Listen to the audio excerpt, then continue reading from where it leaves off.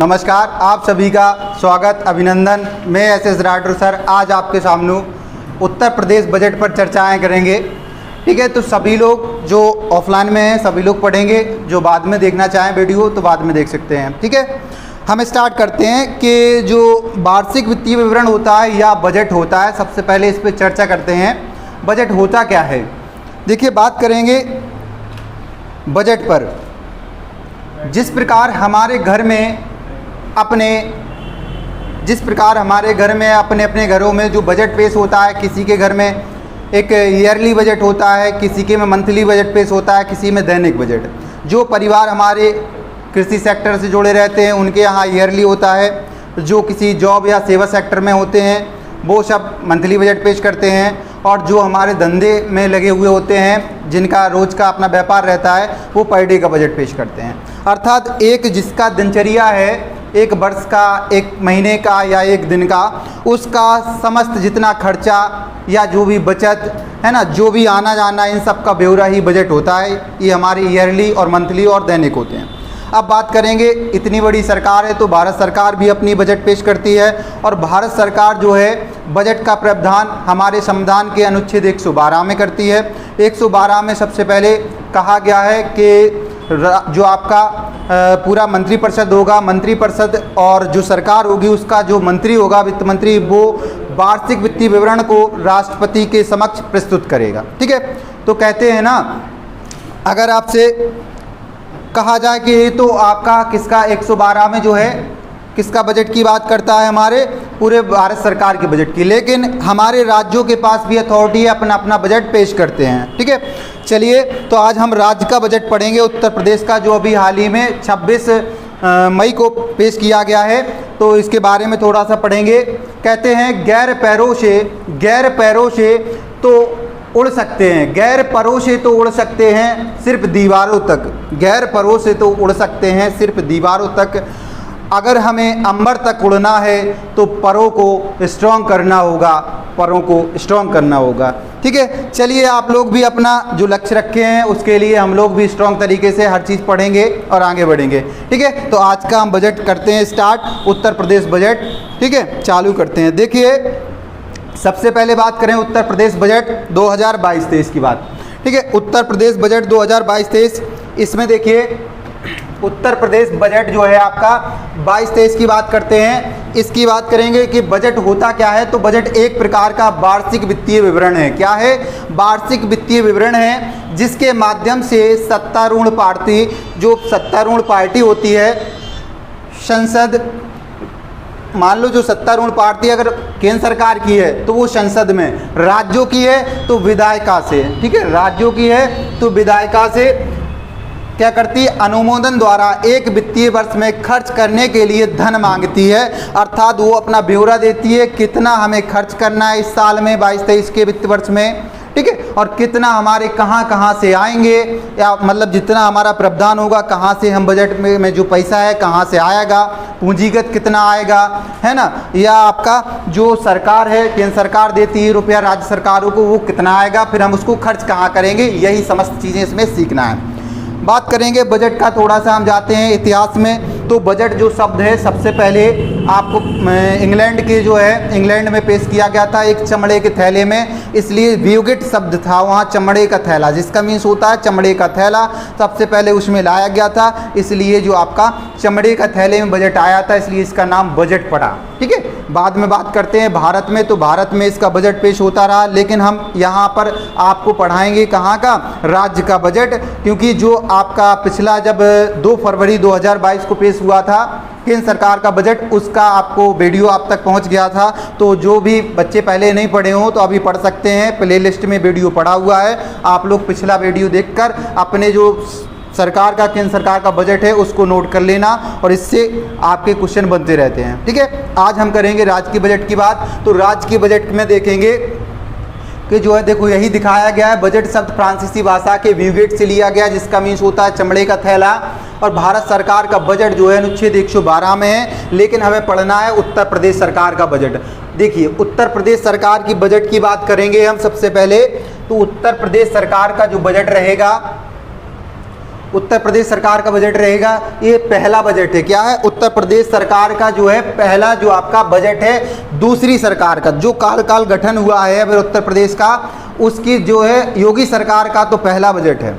लेकिन इसका इतिहास में बात करें उत्तर प्रदेश सरकार की कि सबसे पहले बजट कब पेश किया गया था, तो 14 मार्च 1952 ईस्वी में मुख्यमंत्री थे कौन, गोविंद बल्लभ पंत। ये उत्तर प्रदेश के पहले मुख्यमंत्री रहे और इन्होंने ही सबसे पहले उत्तर प्रदेश में बजट पेश किया था आज़ादी के बाद। ठीक है, तो उत्तर प्रदेश जब बना, इसके गठन के बाद में पहला बजट पेश करते हैं आपके गोविंद बल्लभ पंत। कब, 14 मार्च 1952 ईस्वी को इनके द्वारा पहला बजट लाया जाता है। नेक्स्ट बात करेंगे, इसकी कुल धनराशि कितनी था या इसका आकार बजट का कितना था, 1 अरब और 49 करोड़ रुपए का ये बजट पेश किया गया था। 1 अरब 49 करोड़ का बजट था पहला आपका जो बजट पेश किया गया था, किसके द्वारा, गोविंद बल्लभ पंत द्वारा। याद रखना ये क्वेश्चन बनेगा आपका, फर्स्ट बजट उत्तर प्रदेश का यहाँ से चालू होता है। नेक्स्ट आते हैं, उत्तर प्रदेश में सबसे अधिक बार बजट किसने पेश किया। उत्तर प्रदेश में सबसे अधिक बार बजट किसने पेश किया, तो एनडी तिवारी ने किया, या इनका पूरा नाम है नारायण दत्त तिवारी। क्या नाम है, नारायण दत्त तिवारी या एनडी तिवारी बोलते हैं। इन्होंने सबसे अधिक बार 11 बार बजट पेश किया है उत्तर प्रदेश में। सबसे अधिक बार बजट किसने पेश किया, एनडी तिवारी ने, और ये उत्तर प्रदेश के वित्त मंत्री भी रहे और मुख्यमंत्री भी रहे। याद रखना, एनडी तिवारी। बात करते हैं दूसरे नंबर पर मुलायम सिंह यादव जी ने पेश किया 9 बार वित्त, इन्होंने क्या किया, 9 बार वित्त पेश किया या बजट पेश किया। ठीक है, नेक्स्ट बात करेंगे कि योगी सरकार के दूसरे कार्यकाल का पहला बजट। अभी आपने देखा होगा कि जब सरकार बनी उत्तर प्रदेश सरकार में, योगी सरकार आती है दूसरा अपना कार्यकाल लेकर के, तो उसका जो है पहला बजट है, आपका दूसरा कार्यकाल का पहला बजट है, जिसमें वित्त मंत्री सुरेश कुमार खन्ना जी हैं, जिन्होंने 6ठी बार, मतलब ये पहले भी पेश करते रहे किसमें, पुरानी सरकार में, अब नए तरीका से तो पहला है, लेकिन इनने 6वीं बार क्या किया है, बजट पेश किया है। ठीक है, तो 6वीं बार सुरेश कुमार खन्ना जी ने पेश किया है इस बार का बजट 2022-23 योगी सरकार का।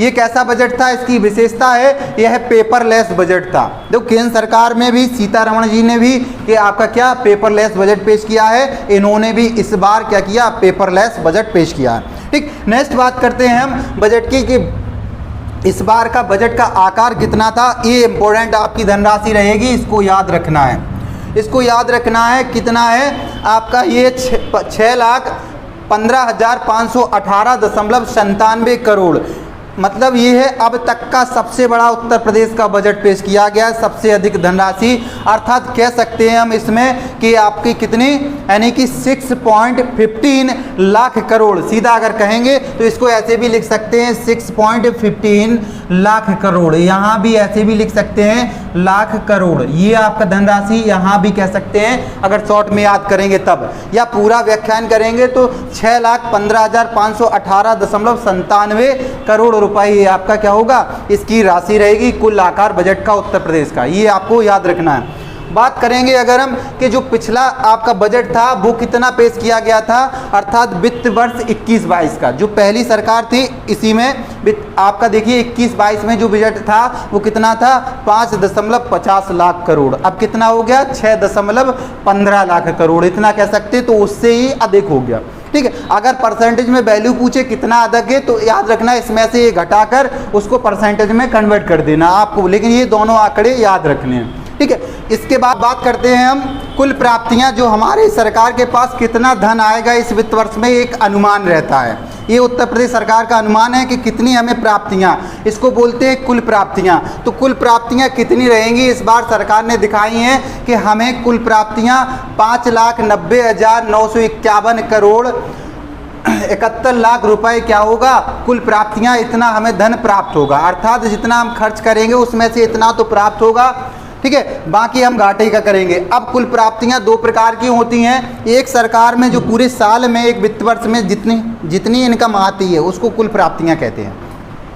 बात करेंगे कुल प्राप्तियां 2 तरह से होती हैं सरकार को। एक तो राजस्व प्राप्ति, जो टैक्स लगाती है सरकार उससे जो प्राप्त होता है उसको राजस्व प्राप्ति कहते हैं। एक वित्त वर्ष में जितना राजस्व प्राप्त होता है वो बताया कि उत्तर प्रदेश सरकार ने कहा कि हमारे पास टैक्स का इतना रुपया आएगा एक साल में, कितना, ये आपका दिखाया गया है कि 4,99,212.71 करोड़ रुपए इतना आएगा एक साल में। और पूंजीगत प्राप्ति कितनी होगी, मतलब जो पूंजी हमने दे रखी है, लगाई है, उससे कितना प्राप्त होगा, तो उससे 91,739 करोड़ रुपए पूंजीगत प्राप्ति आएगी। तो ये आपकी क्या है, दो प्रकार की प्राप्तियां होती है, एक राजस्व प्राप्ति, एक पूंजीगत प्राप्ति। पूंजीगत प्राप्ति होती है जहां हमने इन्वेस्ट किया है उससे जो मिलता है, और जो आपकी राजस्व प्राप्ति होती है टैक्स से मिलने वाला रुपए को राजस्व प्राप्ति कहते हैं। ये दोनों मिला करके कुल हमें जो है कुल प्राप्तियां कितनी होंगी, 5,90,951 करोड़ और 71 लाख रुपए की प्राप्ति होगी उत्तर प्रदेश सरकार को। ये बात रहेगी। इसके बाद नेक्स्ट, ये तो कुल हमें प्राप्ति इतना रुपए सरकार के पास आएगा, लेकिन कुल व्यय खर्चा कितनी करेगी सरकार, ये आपको आंकड़े याद रखना है कि कितना प्राप्त कर रही है, कितना खर्चा कर रही है। तो खर्चा वही होती है, कुल व्यय है जी आपकी है 6,15,518.97 करोड़ रुपए कह सकते हैं हम, अर्थात एक वे में कहेंगे तो हम 6.15 लाख करोड़ भी कह सकते हैं, हम ऐसे भी व्याख्यात कर सकते हैं। इतना रुपए खर्च होगा।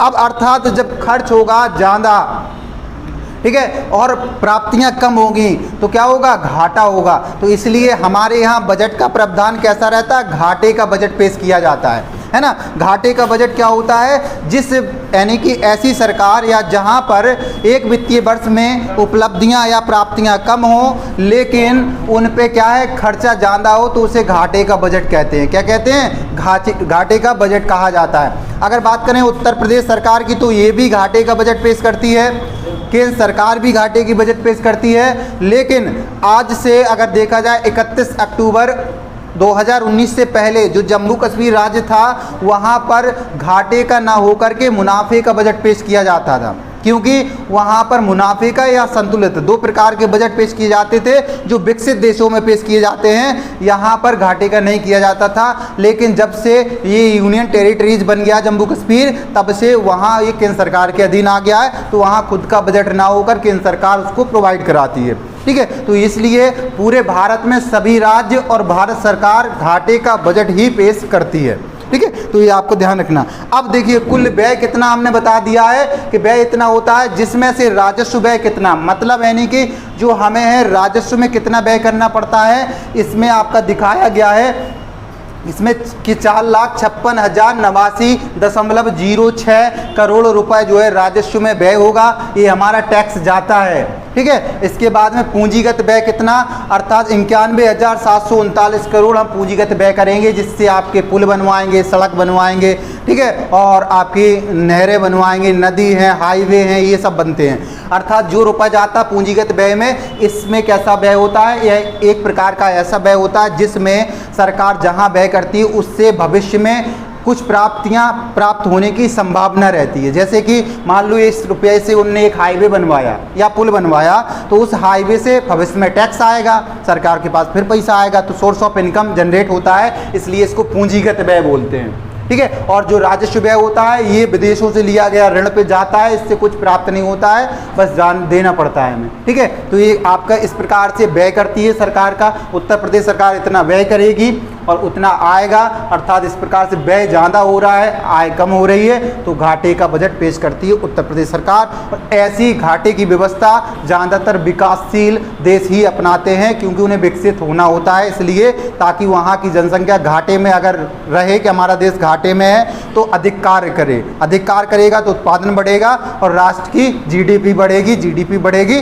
तो राष्ट्र विकसित होने की ओर जाएगा। ठीक है, ध्यान रखते हैं।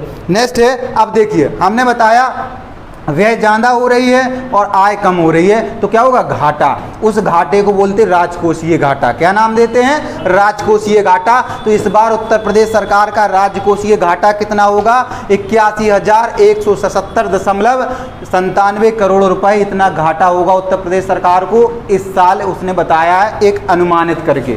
ठीक है, कि इतना घाटा हम होगा क्योंकि ज़्यादा व्यय कर रहे और कम हमें प्राप्तियां हो रही हैं। तो ध्यान रखना, ये आपका राजकोषीय घाटा कितना होगा, 81,177.97 करोड़ रुपए। ठीक है। नेक्स्ट बात करते हैं उत्तर प्रदेश सरकार की उपलब्धियां। देखिए बजट में सरकार ने उपलब्धियां गिनाई हैं। यहाँ पर माननीय जो आपके सुरेश खन्ना जी थे, इन्होंने अपने सरकार की उपलब्धियां गिनाई कि हमारी सरकार ने पिछले सालों में जो कार्य किया है कितने हद तक कारगर रहा, क्या उपलब्धि प्राप्त की, ये इसलिए उत्तर प्रदेश सरकार की उपलब्धियाँ। जो व्यक्ति अभी हाल ही में जिनके एग्ज़ाम है, जैसे लेखपाल का एग्ज़ाम है, नहीं आगामी पुलिस का एग्ज़ाम है, पैट एग्ज़ाम है, उन सब में इनसे बहुत ही, क्योंकि योजना परियोजनाओं के बारे में किस में कितनी इनने पूर्ति कर ली, कितनी कमी रह गई, ये सब चीज़ें अगर होती हैं तो ध्यान रखना यहाँ पर इस चीज़ को देखा जाए तो ये चीज़ बहुत ही अच्छे से आप लोग नोट कर लेना ध्यान से, क्योंकि ये पूछे जाएंगे डायरेक्ट योजनाओं में किस में कितने तक जाते हैं। देखिए इसमें अगर बात करें उत्तर प्रदेश सरकार की उपलब्धि में, तो पहली उपलब्धि क्या बताई इन्होंने बताया उत्तर प्रदेश 5 एक्सप्रेस वाला देश का पहला राज्य बन गया है। मतलब जो एक्सप्रेस वे हैं उत्तर प्रदेश में 5 हैं, इतने किसी राज्य में एक्सप्रेस वे नहीं है। ये उपलब्धि उत्तर प्रदेश सरकार ने गिनाई है। अब 5 एक्सप्रेस वे हैं कौन कौन से, वो भी देख लीजिए। पूर्वांचल एक्सप्रेस वे, ठीक है, पूर्वांचल एक्सप्रेस वे ये सबसे बड़ा एक्सप्रेस वे है, लेकिन आगामी दूसरा बनने जा रहा है, जब बन जाएगा तो वो हो जाएगा सबसे बड़े। ठीक है, तो पूर्वांचल एक्सप्रेस वे जो सबसे लंबा है या सबसे बड़ा है, कितने किलोमीटर इसकी लंबाई है, 340 किलोमीटर पूर्वांचल एक्सप्रेस वे की ये आपकी लंबाई है। ध्यान रखना। नेक्स्ट है आगरा लखनऊ एक्सप्रेस वे, ये 302 किलोमीटर है, आगरा लखनऊ एक्सप्रेस वे दूसरा है। तीसरा है गंगा एक्सप्रेस वे, ये सबसे बड़ा, ये प्रस्तावित है, अभी बनेगा।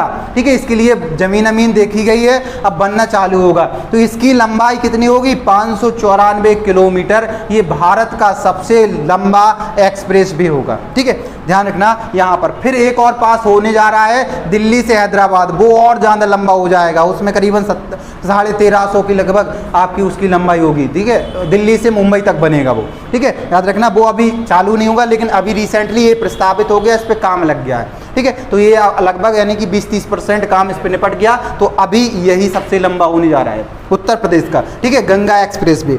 नेक्स्ट है बुंदेलखंड एक्सप्रेस वे, और इसकी कुल लंबाई है 296.1 किलोमीटर। 296.1 किलोमीटर एक इसकी लंबाई है बुंदेलखंड एक्सप्रेस वे की। याद रखना, ये उत्तर प्रदेश सरकार की उपलब्धि में ये भी शामिल है। नेक्स्ट है यमुना एक्सप्रेस वे, और यमुना एक्सप्रेस वे है, ये आपका है 165.5 किलोमीटर यमुना एक्सप्रेस वे है, और ये भी आपका क्या है, ये 5 में शामिल है। तो अर्थात उत्तर प्रदेश सरकार ने बताया है कि 5 एक्सप्रेस वे वाला उत्तर प्रदेश नंबर 1 राज्य बन गया है भारत का।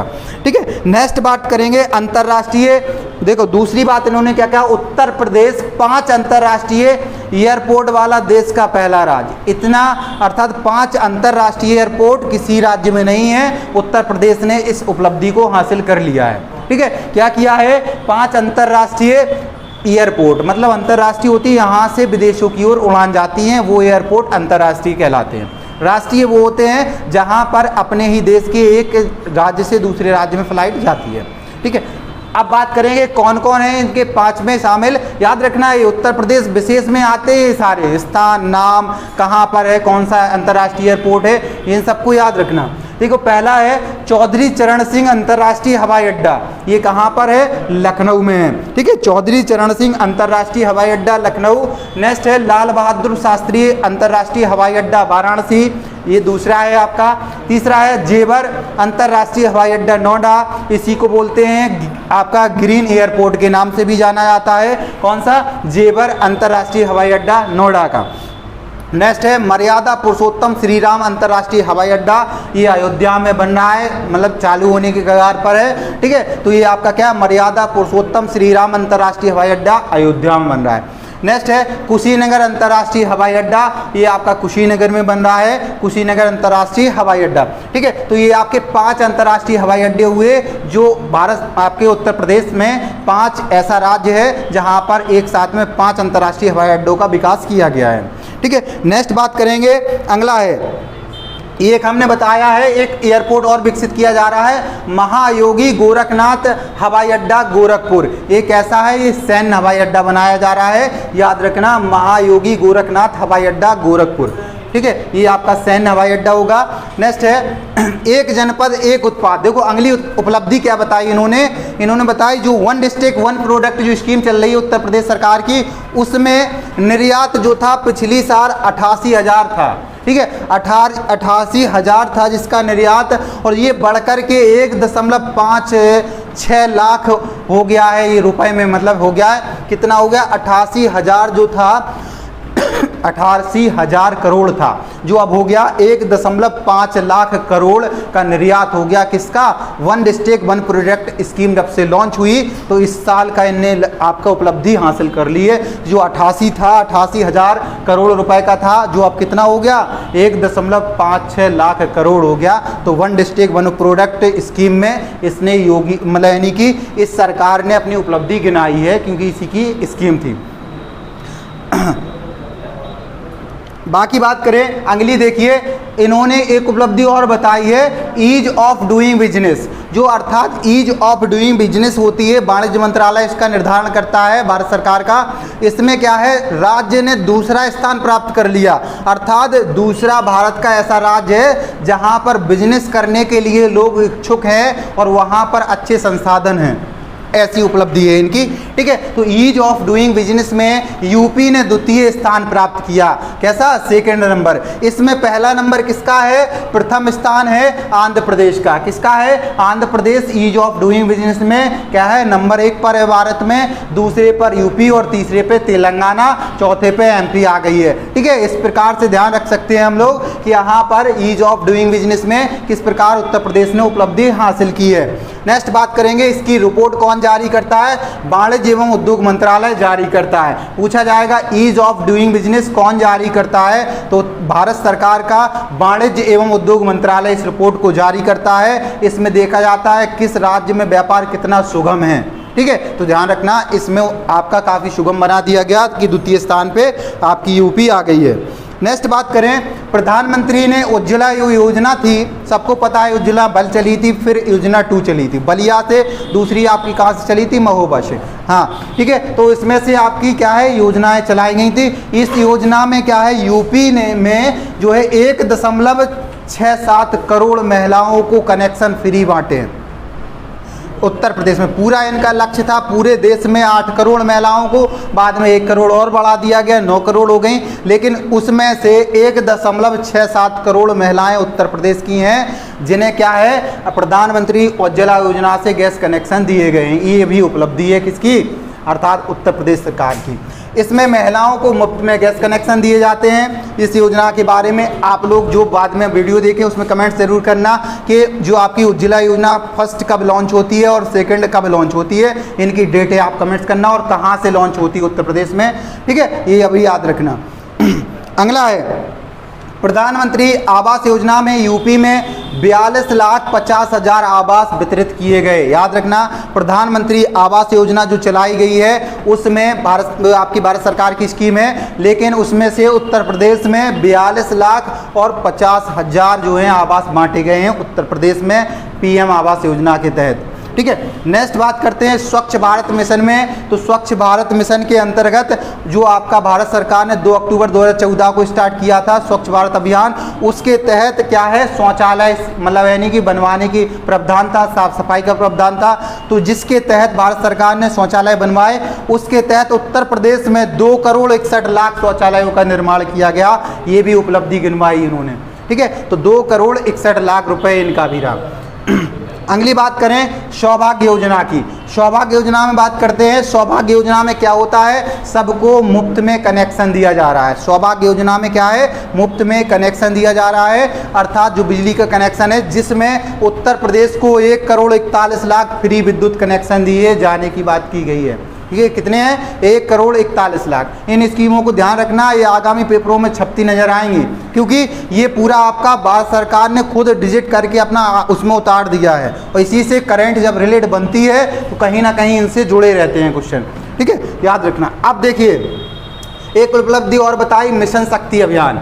मिशन शक्ति अभियान के तहत क्या किया गया, जो महिलाएं हैं और जो बालिकाएं हैं उनको सख्त बनाने की बात की गई है। उसमें चाहे उनकी कानूनी रूप से शक्ति हो या आपका सूक्ष्म लघु उद्योग के तहत सख्त बनाया जाए, रोजगार उपलब्ध कराया जाए, इसीलिए महिला आपका जी क्या है, मिशन शक्ति अभियान चलाया गया, जिसमें महिलाओं एवं बालिकाओं के अपराध रोकथाम के लिए पुलिस जो है आपका अभियान चलाएगी। पुलिस क्या है, जो महिलाओं से अपराध होते हैं, शोषण होता है, ठीक है, या बालिकाओं का जो अपराध होता है, एसिड जैसी मतलब एसिड अटैक जैसी घटनाएं होती हैं, रेप होती है, इन सब से प्रोटेक्शन करने के लिए पुलिस इस पे कार्य करेगी, ठीक है। और 22-23 में इसके लिए इन्होंने 20 करोड़ रुपए का भी प्रावधान किया है, किस स्कीम के लिए, मिशन शक्ति अभियान के लिए। याद रखना, उत्तर प्रदेश सरकार ने कितना 20 करोड़ रुपए दिया है मिशन शक्ति के तहत। अगली बात करें जीरो टॉलरेंस, जो आपकी एक स्कीम है, इसमें आपको अपराध को रोकना है। जीरो टॉलरेंस ये उत्तर प्रदेश सरकार की पुलिस चला रही है, बुलडोजर बाबा चला रहे हैं, जिसमें क्या हो रहा है, सभी के यानी कि जो है मकान गिराए जा रहे हैं, जो मतलब व्यक्ति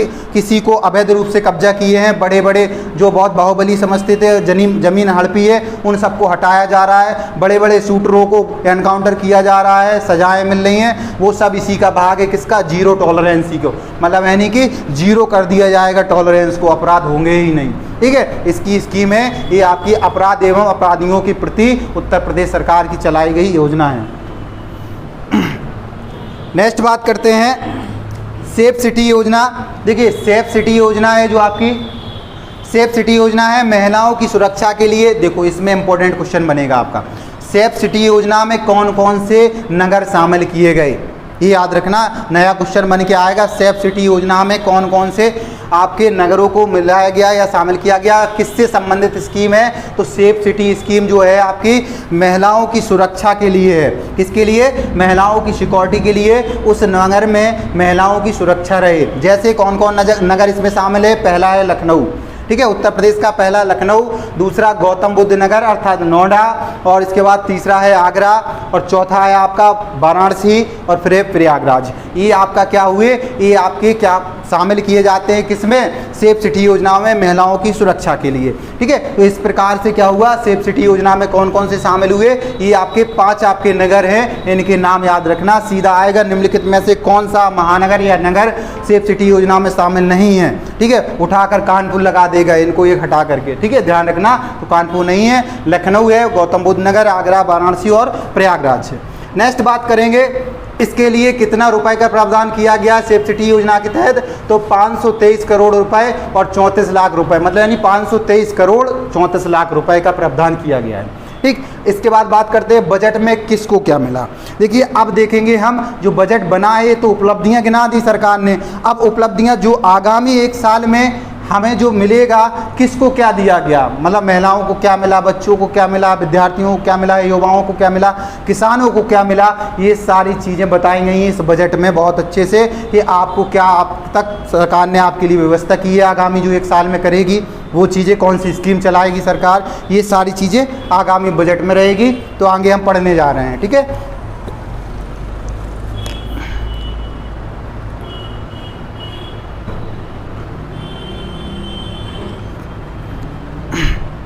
देखो सबसे पहले बात करेंगे किसानों के लिए क्या व्यवस्था की इस बजट में। तो किसानों के लिए जो एक स्कीम चलाई जा रही थी, मुख्यमंत्री कृषक दुर्घटना कल्याण योजना, ठीक है, ये कब स्टार्ट होती है, ये स्टार्ट होती है 14 सितंबर 2019 को, ठीक है, 14 सितंबर 2019 को स्टार्ट होती है कौन सी, मुख्यमंत्री कृषक दुर्घटना कल्याण योजना। और इसके तहत अगर किसान की जो है आपके किसी प्रकार से दुर्घटना बस हो जाती मृत्यु, उसके लिए प्रावधान किया गया है। तो इस बार जो है वित्त वर्ष 22-23 में 650 करोड़ रुपए का प्रावधान करके मतलब उन किसानों के लिए इस योजना में दिया गया है। कितना, 650। सीधा आएगा मुख्यमंत्री कृषक दुर्घटना योजना में कितना वित्त वर्ष में पास हुआ है रुपए, तो आपका 550 करोड़ 650 करोड़ इतना रुपए पास किया गया है। अगला है प्रधानमंत्री किसान ऊर्जा सुरक्षा एवं उत्थान महाअभियान योजना। एक योजना है प्रधानमंत्री ऊर्जा सुरक्षा एवं उत्थान महाअभियान योजना, इसके तहत 15,000 सोलर पंप लगाने की बात की गई उत्तर प्रदेश सरकार के द्वारा, कि जो प्रधानमंत्री की ऊर्जा सुरक्षा एवं उत्थान महाअभियान योजना चल रही है उसके तहत उत्तर प्रदेश सरकार अपने प्रदेश में किसानों के 1500 सोलर पंप 15,000 सोलर पंप लगाएगी एक वित्त वर्ष में, याद रखना इस स्कीम में, ठीक है। तो 15,000 सोलर पंपों की बात की गई है।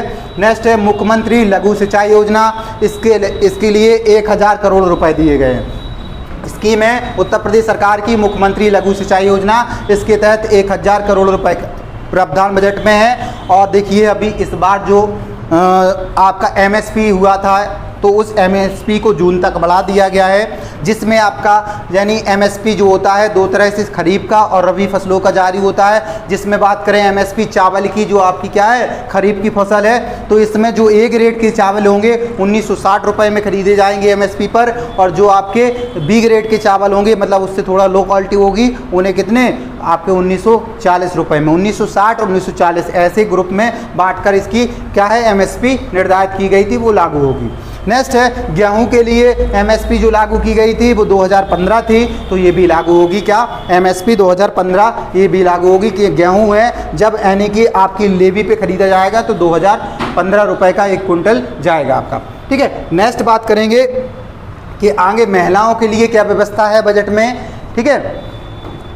तो आगे महिलाओं के लिए देखो सबसे पहले बात की गई महिला सुरक्षा के लिए 3 महिला PSC बटालियन बनाई जाएंगी, याद रखना ये इंपॉर्टेंट है कि महिला सुरक्षा के लिए 3 महिला की मतलब पहले तो क्वेश्चन बनेगा कि महिला सुरक्षा के लिए कितनी PSC बटालियन तैयार की जा रही हैं, 3 संख्या में कितनी 3। अब कौन कौन सी और कहाँ उनकी बटालियन की शाखा होगी, तो पहली है लखनऊ में बनेगी एक बटालियन, महिला PSC बटालियन होगी, महिलाओं को दंगा होने लगते उनको सुरक्षा देने के लिए, ठीक है, उनके लिए पहली होगी लखनऊ में, दूसरी गोरखपुर में और तीसरी बदायूं में।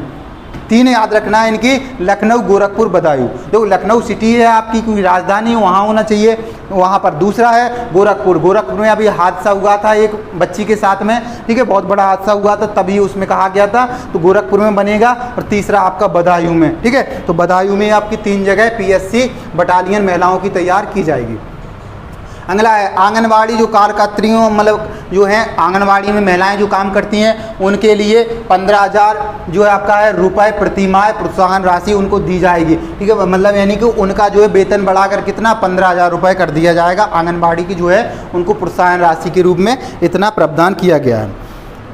नेक्स्ट बात करें बाल कल्याण के लिए जो बच्चे हैं उनके लिए क्या व्यवस्थाएं हैं बजट में, तो बाल कल्याण के लिए सबसे पहले उत्तर प्रदेश मुख्यमंत्री बाल सेवा योजना, ठीक है, जो आपका उत्तर प्रदेश मुख्यमंत्री बाल सेवा योजना स्कीम है, जिसमें क्या हुआ था कोविड-19 में जिन बच्चों के माता पिता या गार्जियंस का निधन हो गया उन बच्चों के उत्थान यानी कि उनके क्या है उत्थान के लिए बच्चों को 4,000 रुपये प्रतिमाह उनको दिया जाएगा, उनकी पढ़ाने लिखाने के लिए खाने पीने के लिए इस स्कीम के तहत 4,000 रुपये प्रतिमाह उन बच्चों को दिए जाएंगे, ठीक है, जो जिनके क्या है कोविड-19 में जिनका यानी जिन बच्चों के माता पिता या गार्जियंस का निधन हो गया है, ठीक है, उनको दिया जाएगा। अनाथ हो गए हैं, ठीक है, और जैसे मान लो अगर कोविड के कारण नहीं हुआ किसी और कारण हो गए फिर भी बच्चे अनाथ हैं तो उनको 2,500 रुपये मिलेगा प्रतिमाह, याद रखना, ठीक है। तो इसको अगर बोलेंगे इसका नाम है उत्तर प्रदेश मुख्यमंत्री बाल सेवा योजना, कोविड-19 से आती है तो इसका नाम हो जाएगा उत्तर प्रदेश मुख्यमंत्री बाल सेवा योजना सामान्य, ठीक है। सामान्य में ये आ जाएंगे जिनके अन्य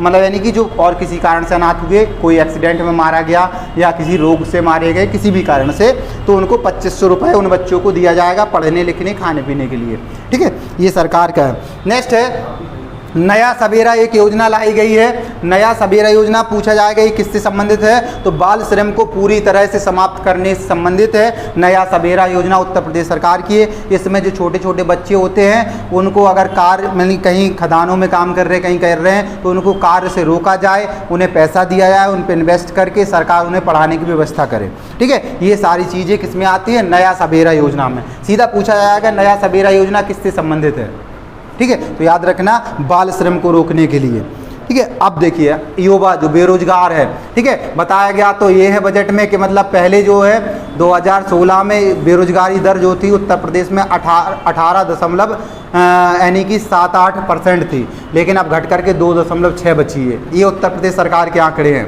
ठीक है। उनकी रिपोर्ट है जो 35 पन्ने की डली है, कोई भी पढ़ सकता है, साइट पे डली है, उसमें सीधा सीधा लिखा हुआ है, ठीक है। लेकिन क्या है, अब देखिए युवाओं के लिए इनने क्या किया, उसमें तो ये भी बताया गया 4.5 लाख सरकारी नौकरियां दी हैं सरकार ने, ठीक है। इनमें से आपके 75,000 सरकारी शिक्षक बनाए हैं, ठीक है। अलग अलग बांट के भी बताया गया, बहुत कुछ है उसमें, ठीक है। वास्तविकता क्या है, इसमें कुछ ऐसी आंकड़े दे दिए, लेकिन वास्तविकता सबको पता है कहाँ क्या चल रहा है, ठीक है। लेकिन हमें आंकड़े पढ़ना है क्योंकि हमें आगामी एग्जाम देने हैं।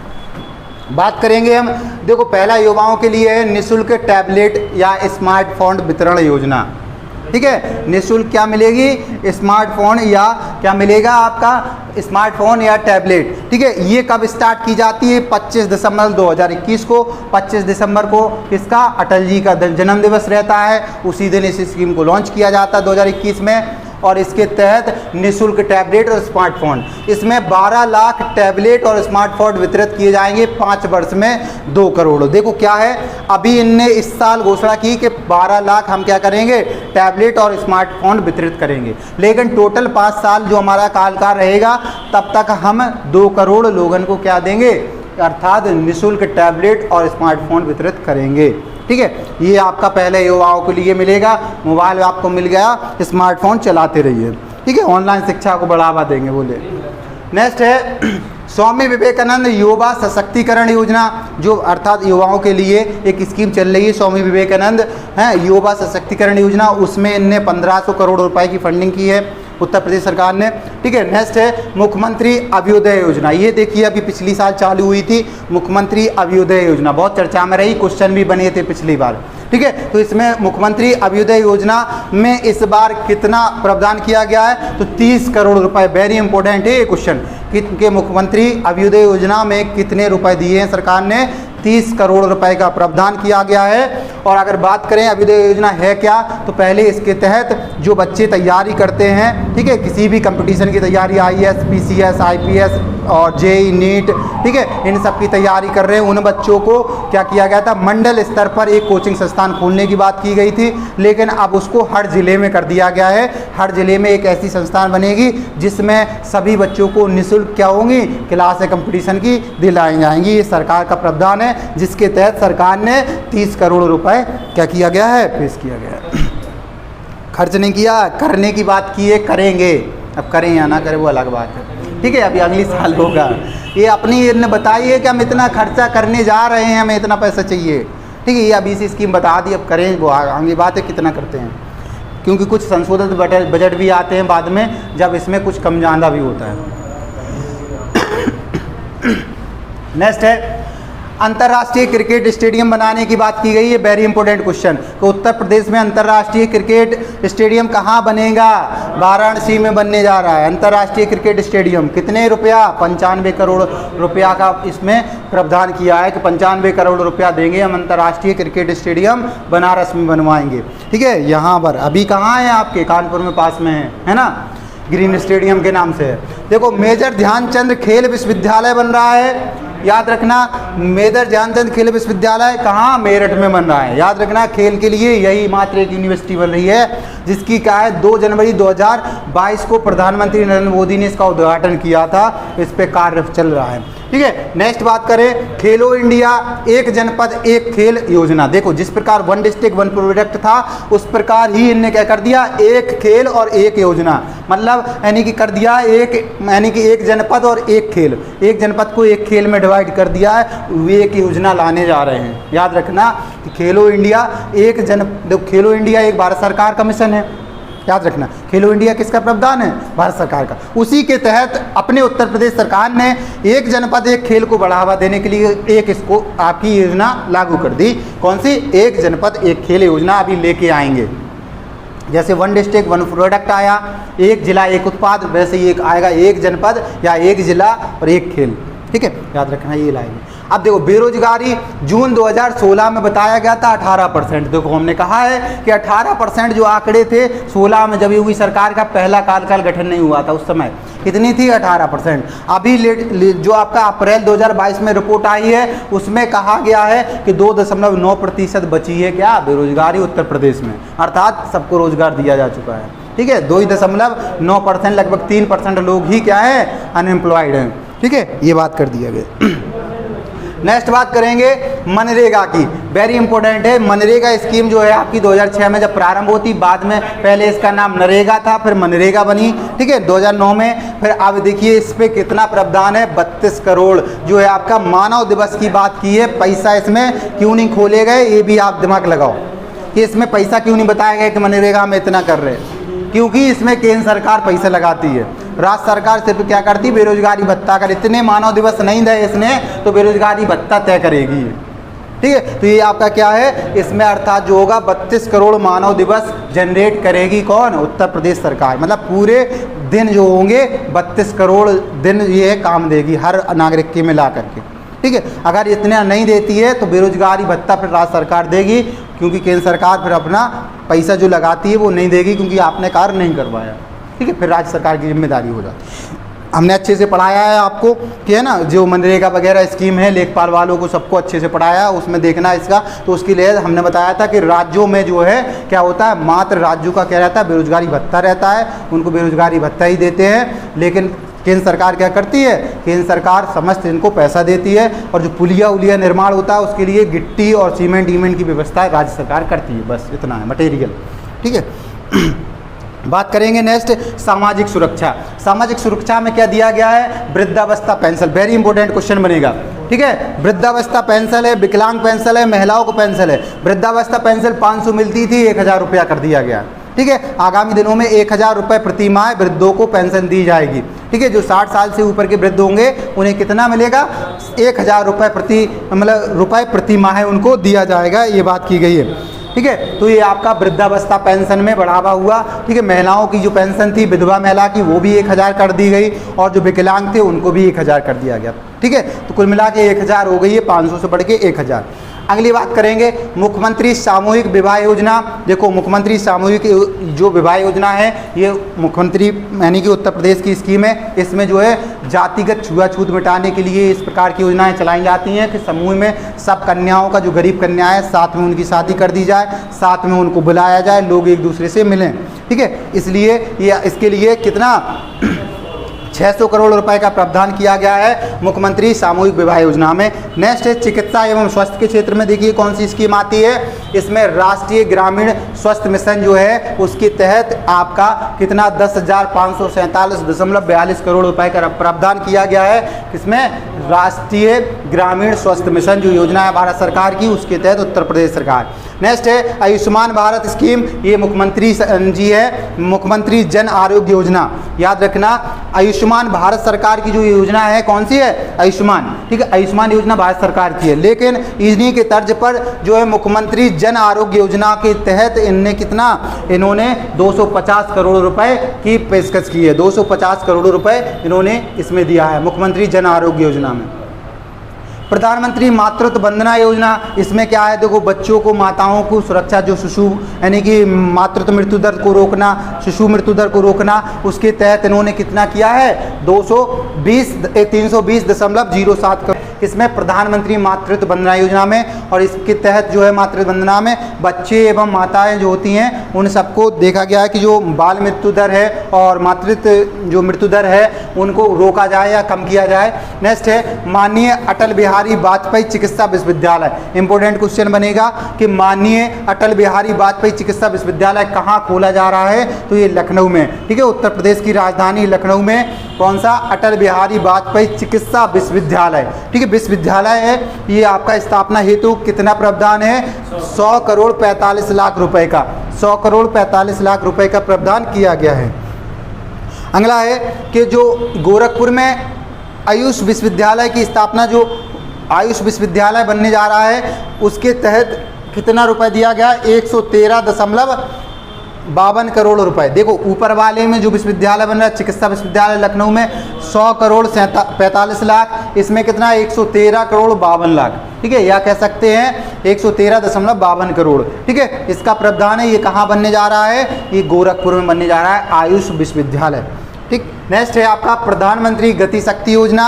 इसके तहत आपको 897 करोड़ रुपए, आपने देखा होगा प्रधानमंत्री गति शक्ति योजना हमने बजट में, वो भारत सरकार के बजट में से अच्छे से बताया है, वहां जाकर देख लेना। गति शक्ति योजना में 7 इसके पिलर बताए गए हैं, जिसमें गति प्रोवाइड कराना कैसे, सड़क के माध्यम से, रेलवे ट्रैक के माध्यम से, एरोप्लेन सुविधा के माध्यम से, मतलब परिवहन को बढ़ावा देने संबंधित ये बातें की गई हैं। दूरसंचार व्यवस्था को स्ट्रॉन्ग करने की बात की गई गति शक्ति योजना में। ठीक है, याद रखना इस बार के बजट जो भारत सरकार का बजट आया था 2 फरवरी का, उसकी मेन लाइन यही थी, गति शक्ति योजनाओं के बारे में बताना। ठीक है, अगला है जो आपका है जो रिवेंट्स डिस्ट्रीब्यूशन और सेक्टर स्कीम। इसमें क्या होता है, विद्युत का जो वितरण है वो सही नहीं हो रहा उत्तर प्रदेश सरकार में, इसको सही करने के लिए व्यवस्था की गई है, जिसके माध्यम से गाँव को 18 घंटे, ठीक है, और जो छोटे नगर हैं, ठीक है, जो छोटे छोटे नगर या कस्बा हैं उनको 21.5 घंटे, और जो आपके यानी कि मुख्यालय हैं, जिला मुख्यालय, उनको पूरा 24 घंटे क्या मिले, विद्युत व्यवस्था की जाए उनके लिए, ये बात की जा रही है इसी स्कीम के तहत। अगला है ग्रीन एनर्जी कॉरिडोर। देखिए जो ग्रीन एनर्जी कॉरिडोर है ये बुंदेलखंड क्षेत्र में विकसित किया जाएगा, वेरी इंपॉर्टेंट है, बुंदेलखंड के लिए है। बुंदेलखंड में क्या होगा, ग्रीन एनर्जी कॉरिडोर जो है विकसित किया जाएगा, इसके माध्यम से सौर विद्युत उत्पादन को बढ़ावा दिया जाएगा। अर्थात जो होंगी जहाँ फालतू की चीज़ें पड़ी हुई खाली जगह, जैसे ट्रेन की पटरियों के आसपास, हाईवे के बगल में जगह, वहाँ पर सोलर प्लेटें लगाई जाएंगी। बड़े बड़े आपका प्रोडक्ट यानी कि जो बिल्डिंग है सरकारी, उनके ऊपर सोलर प्लेटें लगेंगी। ये आपका सब किसका है, ग्रीन एनर्जी कॉरिडोर का भाग है। ये कहाँ लॉन्च होगा या कहाँ चालू किया जाएगा, बुंदेलखंड क्षेत्र में। ठीक है, बुंदेलखंड में जो आपके उत्तर प्रदेश के बुंदेलखंड में जो ज़िले आते हैं उन्हीं सारे ज़िलों की बात की गई है। ठीक है, इसके बाद हाँ आप लोग कमेंट ज़रूर करना कितने ज़िले बुंदेलखंड में आते हैं उत्तर प्रदेश के और कितने मध्य प्रदेश के, ये बात ध्यान रखना। ठीक है, हाँ तो ये आपको चीज़ को देखना है, नाम उनकी ज़रूर देख लेना। नेक्स्ट है बाबूजी कल्याण सिंह ग्राम उन्नति योजना। देखिए भाई ये बाबूजी के नाम से आ गया, कल्याण सिंह आपको पता ही है कि उत्तर प्रदेश के मुख्यमंत्री भी रहे हैं। ठीक है, कल्याण सिंह जी हैं, तो इन्होंने क्या है बाबूजी के नाम से विख्यात थे। बाबूजी कल्याण सिंह ग्राम उन्नति योजना ये आपके किस लिए है, तो गाँव की जो है सड़कों पर 16 स्ट्रीट लाइट लगाना। गाँव की जो सड़कें हैं, गाँव में सड़कें जाती हैं, गाँव में हैं, उन सब पर लाइट लगाने की व्यवस्था किस स्कीम के तहत की जाएगी, बाबूजी कल्याण सिंह ग्राम उन्नति योजना। ग्रामों का उन्नत किया जाएगा, उन्नत बनाए जाएंगे ग्राम। ठीक है, उसके तहत सोलर लाइट की व्यवस्था की जाएगी। ठीक है, नेक्स्ट है महाकुंभ मेला 2025 में पूछा जाएगा। महाकुंभ मेला कब लगेगा, 2025 में प्रयागराज में होगा। इसका नाम पहले इसको बोलते थे कुंभ का आयोजन, अब इसका नाम हो गया महाकुंभ। ठीक है, जो अर्ध कुंभ था वो हो गया कुंभ। ठीक है, आपका इस प्रकार से इन्हें नाम सिद्ध किए थे। उसके तहत 100 करोड़ रुपए का प्रावधान करेगी सरकार, जब तक, कब तक, 2025 तक। ठीक है, 100 करोड़ रुपए उन्हें मिलेंगे खर्च करने के लिए। ठीक है, पिछली बार देखो 1500 करोड़ रुपए की व्यवस्था कर दी थी, 15। ठीक है, याद रखना। अगला है मुख्यमंत्री आवास योजना। ठीक है, इसमें कितना दिया गया, मुख्यमंत्री आवास योजना ग्रामीण जो है आपकी, इसके तहत कितना रुपए पास हुआ है, 508.63 करोड़, 508.63 करोड़ मुख्यमंत्री आवास योजना के तहत। ठीक है, अगला है प्रदेश को, देखो एक है आपके प्रदेश है, उसमें जो पशु हैं, पशुओं को क्या खुरपकवा और मोहपकवा जो रोग होता है, ठीक है, ये बहुत ज़्यादा होता है। ज़्यादातर आपका जो तराई क्षेत्र है, गोरखपुर वगैरह के आसपास का क्षेत्र, ये जानवरों के रोग होते हैं। पूछा जाता है खुरपकवा और मोहपकवा रोग किसका है, तो पशु हैं जो आपके उनका होता है, जैसे कि बकरी है, ठीक है, आपकी गाय हैं, भैंस हैं, ये सब के होते हैं। ठीक है, उसके तहत 2030 तक इसको समाप्त करने की बात की गई, टारगेट रखी उत्तर प्रदेश में खुरपकवा और मोहपकवा रोग 2030 तक समाप्त किया जाएगा। ठीक है, नेक्स्ट बात करेंगे बुंदेलखंड के प्रत्येक जनपद में 5-5 गो आश्रय केंद्र खोले जाएंगे। क्या किया जाएगा कि बुंदेलखंड के जो हैं अर्थात जनपद, उनके हर एक जनपद में 5 गो आश्रय केंद्र अलग से खोलेगी सरकार। जो ग्रामीण गौशाला बनी वो तो अलग हैं, लेकिन एक 5-5 अलग, इसमें क्या होगा, जो आवारा पशु हैं उनको रखा जाएगा, इसकी आपकी व्यवस्था की जाएगी ऐसा। क्योंकि बुंदेलखंड क्षेत्र में आधे खेत ऐसे लुट जाते हैं किसानों के, गाय पशु खा जाते हैं। ठीक है, तो उनके लिए ये आपकी गो आश्रयशालाएँ खोलने की बात की गई है। अगला औद्योगिक आस्थानों का विकास, मतलब यानी कि जो आपके औद्योगिक संस्थाएं हैं या मतलब आस्थान है उनका विकास किया जाएगा। 4 औद्योगिक संस्थान बनाए जाएंगे या उनके स्थान बनाए जाएंगे। कौन कौन से, प्रयागराज, ठीक है, प्रतापगढ़, अलीगढ़, महोबा, ऐसे याद रखना, ये जरूर क्वेश्चन बनते हैं, एक मिस करेंगे दूसरा पूछेंगे। ठीक है, तो अर्थात जो है यानी कि औद्योगिक संस्थाएं हैं जो आपकी स्थानों का विकास कहाँ कहाँ पर हो रहा है, तो प्रयागराज में, आपका प्रतापगढ़ में, अलीगढ़ में और महोबा में। देखो इसमें महोबा अलग लग रहा वर्ड, आपको यही लगेगा कि ये नहीं होगा, लेकिन यही शामिल है। ठीक है, याद रखना यहाँ पर। नेक्स्ट है वाराणसी में संत रविदास संग्रहालय एवं सांस्कृतिक केंद्र खोला जाएगा। याद रखना, अगला पूछा जाएगा क्वेश्चन, संत रविदास संग्रहालय एवं सांस्कृतिक केंद्र कहाँ बनाया जाएगा, तो बनारस में बनेगा। ठीक है, ये आपका कितना 25 करोड़ रुपए इसके लिए पेश किए गए हैं। नेक्स्ट है उत्तर प्रदेश में आपका है वनावरण एवं वृक्षावरण प्रदेश के भौगोलिक क्षेत्र का कितने प्रतिशत है। अभी रिपोर्ट में बताया गया है कि जो उत्तर प्रदेश में वनावरण है, मतलब जिसमें आपके जो वन हैं और वृक्ष हैं दोनों मिला करके कितने हैं, 9.23%। ठीक है, 9.23% हैं। और जो आपका कितना इसका लक्ष्य रखा गया कितना करने का, 2030 तक 15% आपका। और उचित जो जलवायु कितने में होती है, 33% वनों की उचित होती है। ठीक है, भारत सरकार में अगर कहें, भारत सरकार में कितना है वर्तमान में वन आच्छादन प्रदेश, ठीक है, तो ये आपका है कितना 24.2%। ठीक है, भारत का, पूरा संपूर्ण भारत का। ठीक है, लेकिन यहाँ बात करें अगर भारत का है जी, उत्तर प्रदेश में कितना है 9.23। याद रखना ये आंकड़े। वन स्थिति रिपोर्ट प्रत्येक 2 साल में आती है, अभी 21 की आई थी, अब इसके बाद 23 में आएगी। ठीक है, ध्यान रखना। आपदा प्रहरी एक ऐप लॉन्च किया गया है, क्या इसका नाम है, आपदा प्रहरी ऐप। ठीक है, ये आपका है आपदा राहत हेतु उत्तर प्रदेश सरकार ने एक ऐप लॉन्च किया है, मतलब करेगी, किया नहीं अभी करने जा रही, बनवा रही है, उसका नाम होगा आपदा प्रहरी। जो आपदाएं, प्राकृतिक आपदाएं आती हैं, आग है जैसे बाढ़ है, सर्वाधिक प्राकृतिक आपदा बाढ़ आती है यूपी में। ठीक है, बाढ़ है, दूसरी सूखा आती है। ठीक है, सूखा है, तीसरी आग है। ठीक है, फिर भूकंप है, ऐसी आपदाएं आती हैं, इनका क्रम भी यही रहता है, बाढ़। ठीक है, बाढ़ के बाद में सूखा, फिर इसके बाद में आपकी आगजनी, और इसके बाद में फिर आपकी चौथे नंबर पे क्या आता है, भूकंप। भूकंप के 5 जोन में कुछ जिले आते हैं, कुछ 4 जोन में आते हैं उत्तर प्रदेश के। ठीक है, तो इसके लिए एक आपका आपदा प्रहरी ऐप लॉन्च होगा, इससे सूचना आपको पहले मिल जाएगी।